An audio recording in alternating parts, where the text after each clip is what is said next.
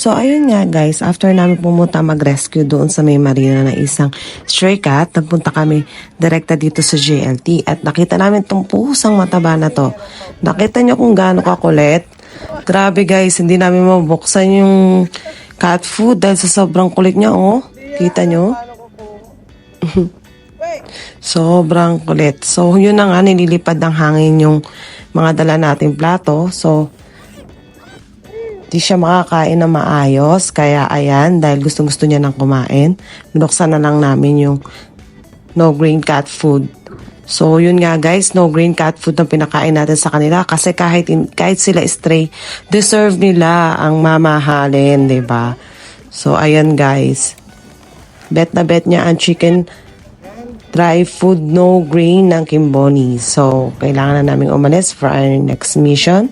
So, ayan, sobrang sweet niya guys. Sobrang lambing niya.